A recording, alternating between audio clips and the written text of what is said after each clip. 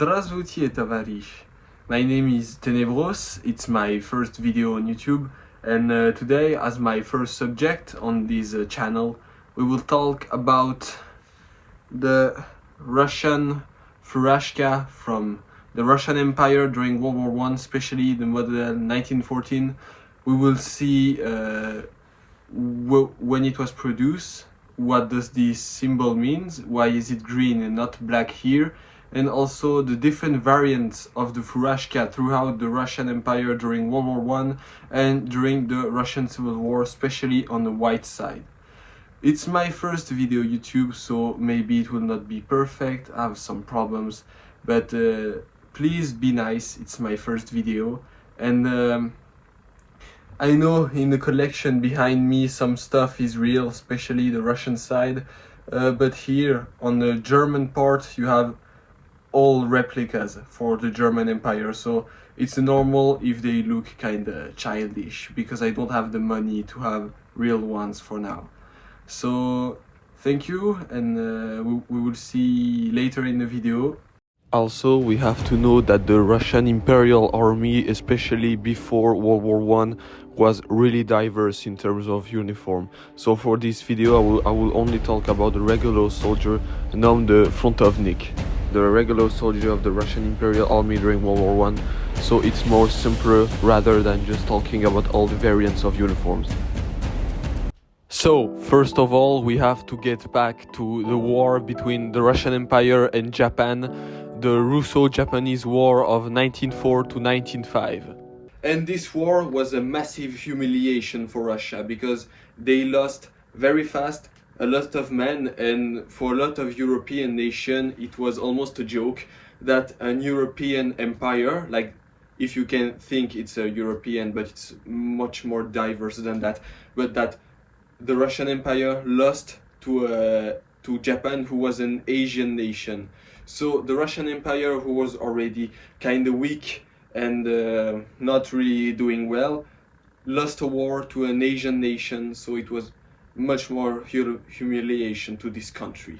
And this is why one of the problems that the Russian uniforms were too bright. Like, you know, like the Furazhka was absolutely not with all the green camos, so this is what I'm gonna explain now.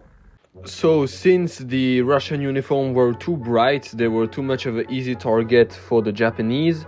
After the Russo-Japanese War, they started to, make their uniform more greener and more like the same, more with, like, we can say old camo if you want to, so they're not that much of a easy target for future conflicts.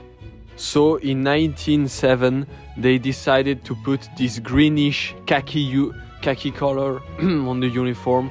So we can see on the Furazhka it's all khaki green, and also the visor of the cap of the Furazhka is in green to replace the black that was on it at the start.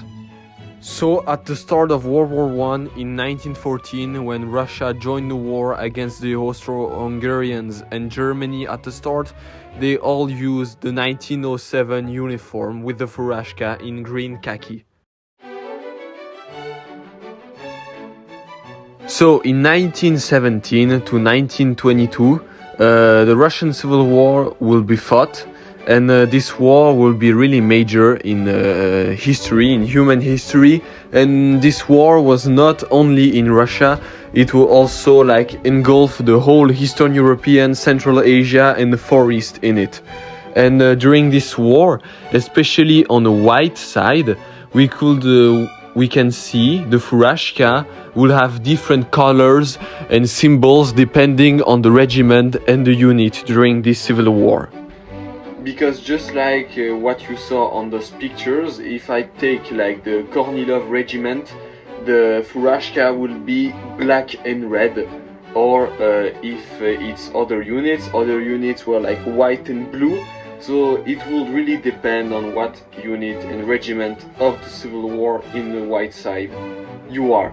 Also, the Soviets, the Bolsheviks, would sometimes use the same Furazhka.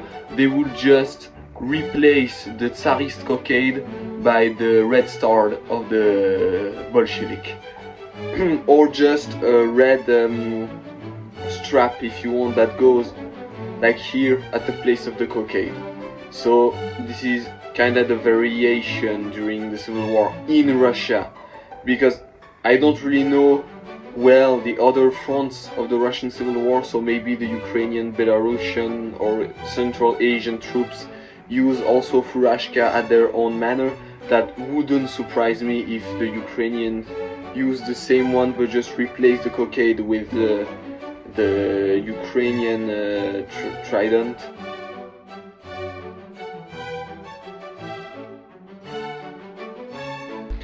Just to be sure, not all of the white troops of those regiments would have colors like red, white, blue and everything. A lot of them still use, for the regular infantry, the regular Furazhka like I have on my head.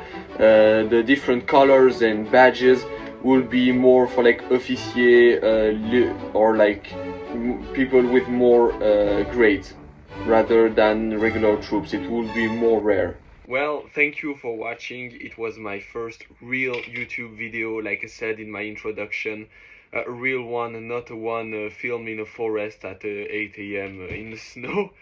So yeah, we'll see how it goes. I will make more video about Russian history and more diverse. Like I just talk about the imperial one in the Russian Civil War, but I will also talk about the Soviet Union, the Russian Federation.